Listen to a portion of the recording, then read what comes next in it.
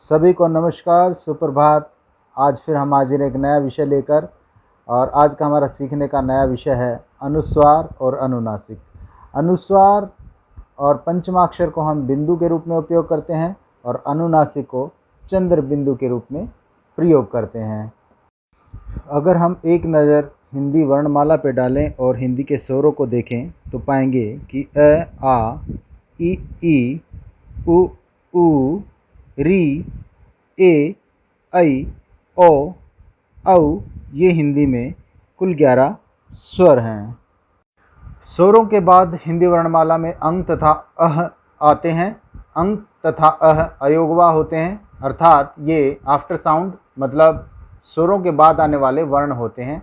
अंग अनुस्वार है और अह विसर्ग है।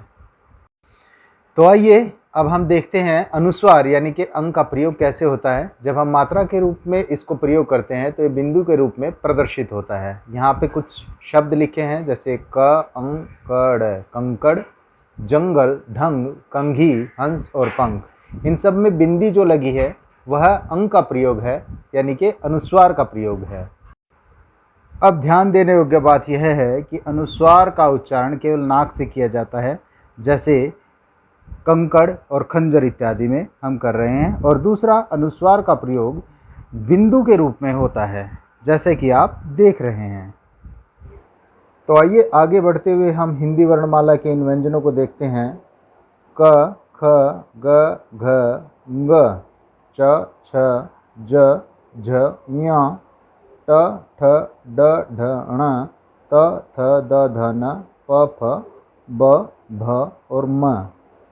तो यहाँ पे हमें पांचवें अक्षर पर अपना ध्यान रखना है। तो अब हम पांचवा अक्षर यानी कि पंचम वर्ण जो है उसको साइड में लिख लेते हैं। ये हैं अंग, ञ, ण, न तथा म।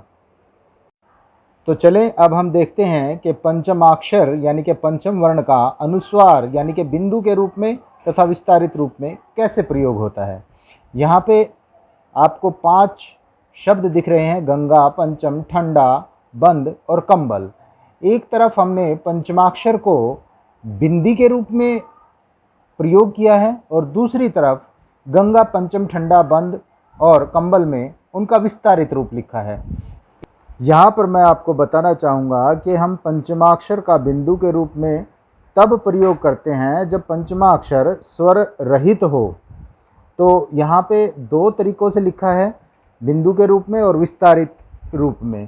तो ये दोनों ही तरीके उचित हैं और मान्य हैं।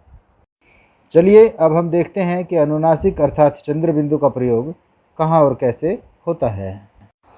अब आप इन तस्वीरों को देखें और इनके नीचे लिखे शब्दों को पढ़ें। पहला है नींद, दूसरा घोंसला, तीसरा 5 और चौथा है ऊँट।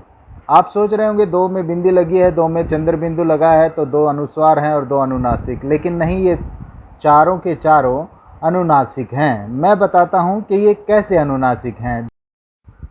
जहां शिरोरेखा के ऊपर मात्रा चिन्ह लगे हों वहां अनुनासिक बिंदु के रूप में लगाया जाता है। जैसे कि आप देखें कि नींद, घोंसला, मैं, में, चोंच, हैं, नहीं इत्यादि में अनुनासिक बिंदु के रूप में लगाया गया है। यहाँ चंद्र बिंदु का उपयोग नहीं होगा।